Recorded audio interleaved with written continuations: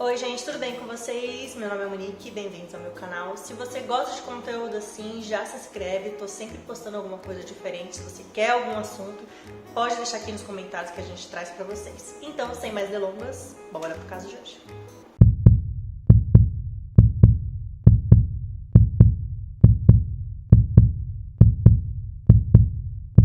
Daniel LaPlante nasceu em 15 de maio de 1970 em Townsend, em Massachusetts. Ele morava com a mãe e o padrasto. A mãe chamava Elaine e o pai David Moore.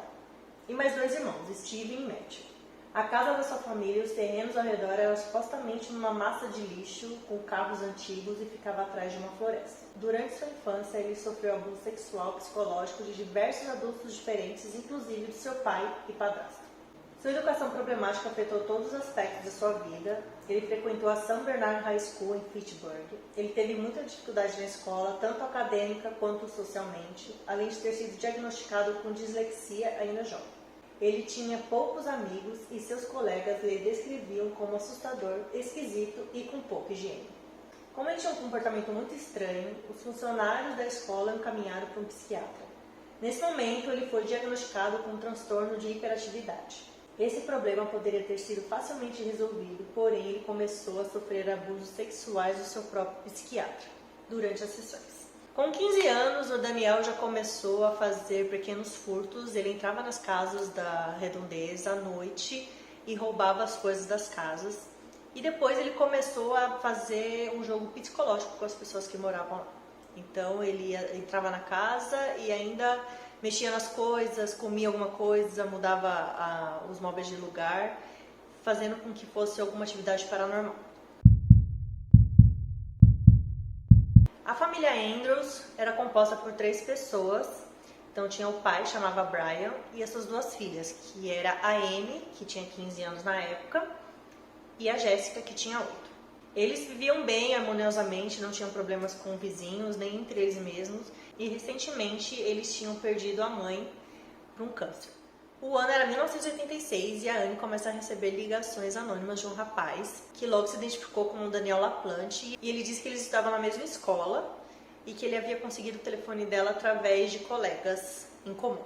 Mas isso provavelmente era mentira, já que ele tinha o hábito de entrar na casa das pessoas. Provavelmente deve ter entrado na casa dela, visto a foto, gostado dela e conseguido o contato.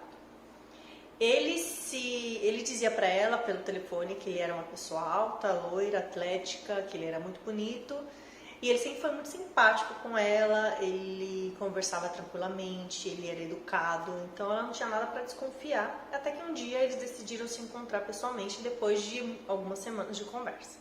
Então ele combinou com ela de ir até a casa dela buscá-la para eles irem numa feira local que acontecia na cidade. Então ela concordou e ele foi até lá, e ela toda entusiasmada, né, para recebê-lo, o seu então namorado. E ele chegou, e quando ele tocou a campainha, ela foi abrir, ela viu que não era nada daquilo que ele tinha falado. Ele era totalmente diferente. Ele não era loiro, não era atlético. Ele era totalmente diferente. Ele tinha cabelo escuro, ele tinha várias espinhas no rosto, ele estava mal vestido, parecia que estava sujo. Mas mesmo assim ela quis dar uma oportunidade para ele, e eles foram até essa feirinha conversando. O que ela achou muito estranho, além de tudo isso, foi que na hora que ela falou que a mãe dela tinha falecido, que ela tinha morrido de câncer, ele começou a perguntar muita coisa sobre isso. É como se ele estivesse entusiasmado com esse assunto, perguntando se ela tinha sofrido muito, como que ela morreu. E ela começou a ficar muito perturbada com essa história e acabou indo embora e deixando ele lá, e voltou para casa. Nessa mesma noite que a Anne voltou para casa, ela e a irmã Jessica, elas resolveram fazer aquele jogo dos espíritos, que é aquele tabuleiro Ouija. Então elas queriam de alguma maneira ter contato com a mãe que já tinha partido. Então elas pegam esse tabuleiro e começam a fazer os rituais que precisam e tudo mais. Na mesma noite, elas reparam que há sons diferentes na casa, parece que tinha batidas vindo de dentro da parede, e ela achou que era o espírito da mãe querendo conversar. Então tinha dado certo essa sessão que elas tinham feito. Só que com o passar dos dias isso começou a ficar muito estranho, porque as batidas continuavam, as coisas mudavam de lugar, a comida sumia em questão de minutos, que ela deixava, voltava, não estava mais, e havia mensagens nas paredes. e estava muito estranho, e elas avisavam o pai e o pai não acreditava, achava que elas estavam brincando com ele e ele nunca acreditava no que elas diziam. Logo isso foi ficando cada vez mais esquisito e mais perturbador e elas ficaram com muito medo porque começaram a aparecer mensagens escritas nas paredes: case comigo, estou no seu quarto, venha me ver. Às vezes tinha uma faca com a foto da família pendurada na parede, então foram coisas que deixaram as meninas extremamente assustadas e que fizeram fugir para casa do vizinho. Nisso elas ligaram para o pai e informaram o que tinha acontecido. Ele voltou para casa e entrou sozinho dentro de casa para ver o que estava acontecendo. Porque até então ele achava que era mentira das meninas, mas depois disso ele viu que tinha alguma coisa errada. Quando ele entrou, estava tudo escuro e ele foi entrando bem devagar e quando olhou para trás, ele viu que tinha um menino vestido...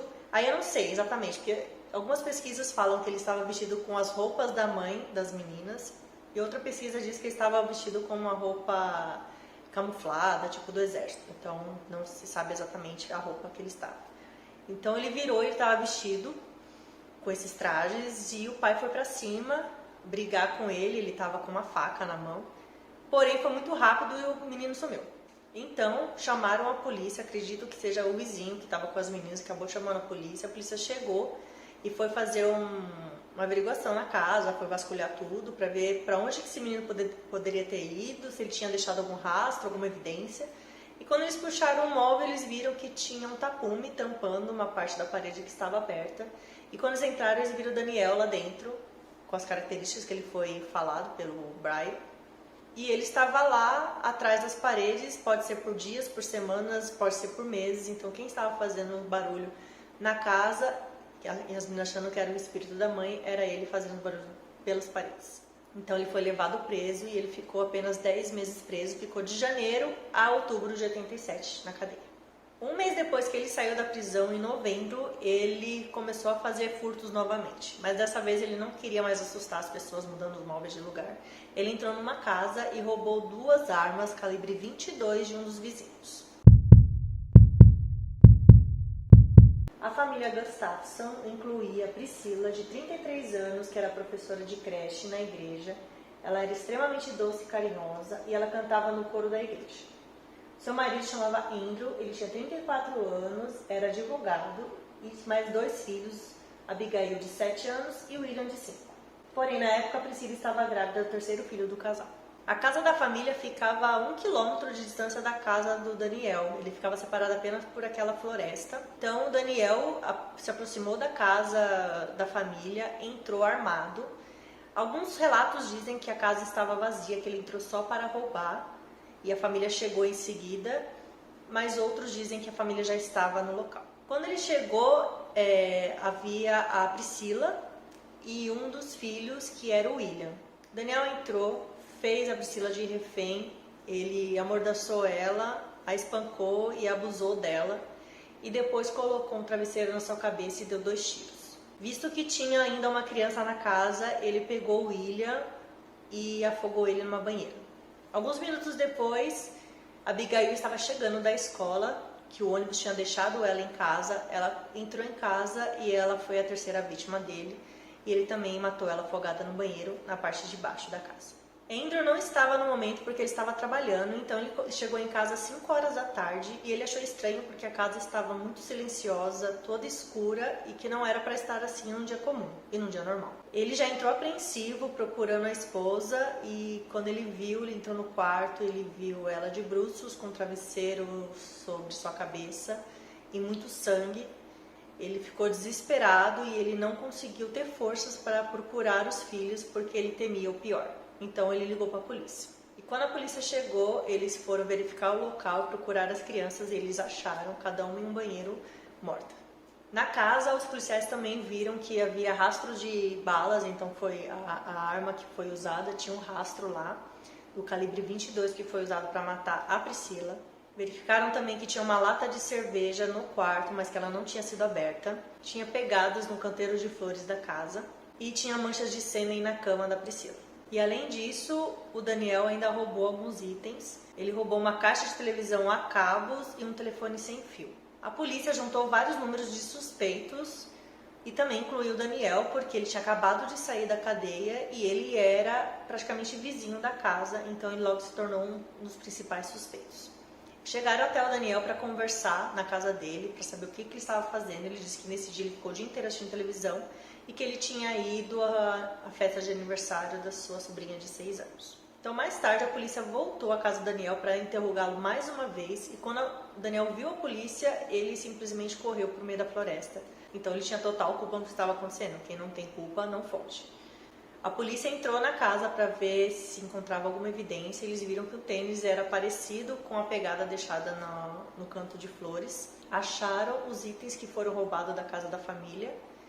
E o padrasto também encontrou uma arma no cesto de roupa suja. Foram aquelas duas que ele roubou na casa de um dos vizinhos, de calibre 22. Durante a fuga de Daniel, os policiais usaram cães farejadores para tentar encontrá-lo, helicópteros e vários outros oficiais da polícia, praticamente 50 deles, para tentar achar ele.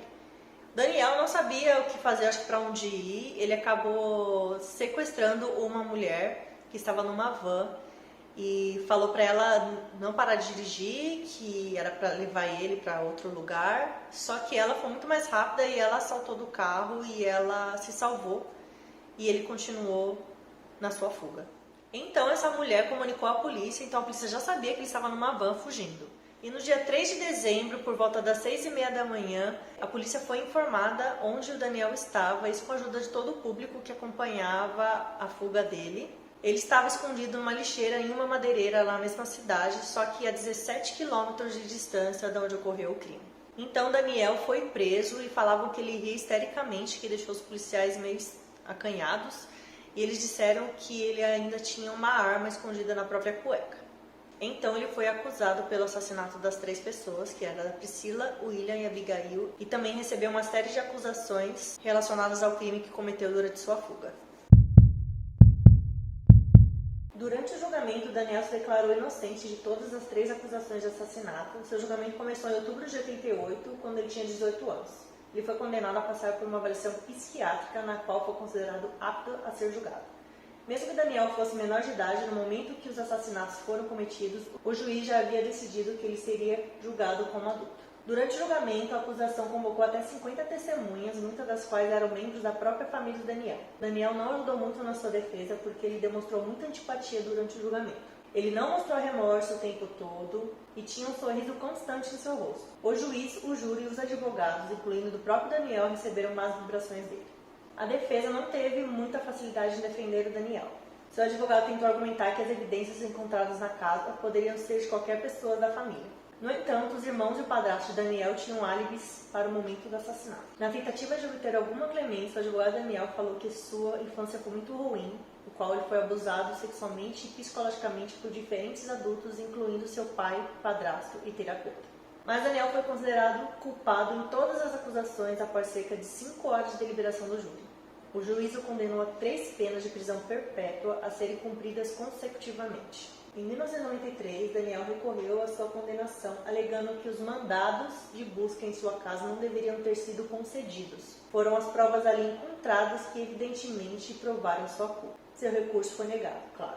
Em 2017, o Daniel, com 46 anos, apelou para uma sentença reduzida depois que a Suprema Corte decidiu que os jovens não podem ser condenados à prisão perpétua sem liberdade condicional. Ele estava na prisão há 30 anos e esperava que sua sentença pudesse ser alterada para que ele pudesse cumprir sua sentença de prisão perpétua simultaneamente, em vez de consecutivamente. Isso o tornaria elegível para a liberdade condicional em 2017 e não em 2032, depois de cumprir 3 sentenças de prisão perpétua, ou seja, 45 anos. Daniel pediu desculpa à família Gustafsson na audiência de nova sentença, dizendo: "Não tenho palavras para expressar plenamente minha profunda tristeza, mas sinto muito pelo que causei.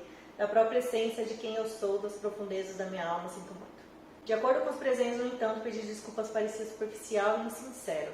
Daniel estava, obviamente, passando pelos movimentos do que ele achava que precisava fazer.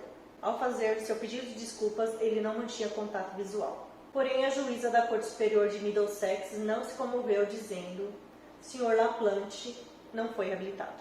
Então, ela formalmente ressentenciou Daniel à sua sentença original, ou seja, 3 sentenças de prisão perpétua a serem cumpridas consecutivamente. ele teria oportunidade de liberdade condicional após 45 anos, ou seja, em 2032. E ela ainda diz: esse caso não envolve um único ato que resultou em 3 mortes. LaPlante cometeu 3 assassinatos distintos e brutais. Ele matou uma mãe grávida de 33 anos e seus filhos de 5 e 7 anos. Ele deixou uma família e uma comunidade devastada. O tribunal considera que a pena máxima é justificada. Andrew Gustafson, ele casou novamente em 1989 e ela também era viúva e os dois usavam 2 alianças em homenagem aos seus falecidos cônjuges. O casal teve 2 filhas, Holly e Laura. Andrew deixou o escritório de advocacia para trabalhar no setor de defensoria da criança e ele permaneceu nessa posição por 12 anos. Em uma entrevista a um jornal, o Andrew disse que não pensava tanto em LaPlante como antes e ele ainda disse: até onde cheguei, acho que não cheguei longe o suficiente para lidar com isso. Ainda tenho mais quilômetros a percorrer em minha jornada. E em maio de 2014, Andrew faleceu decorrência de um câncer.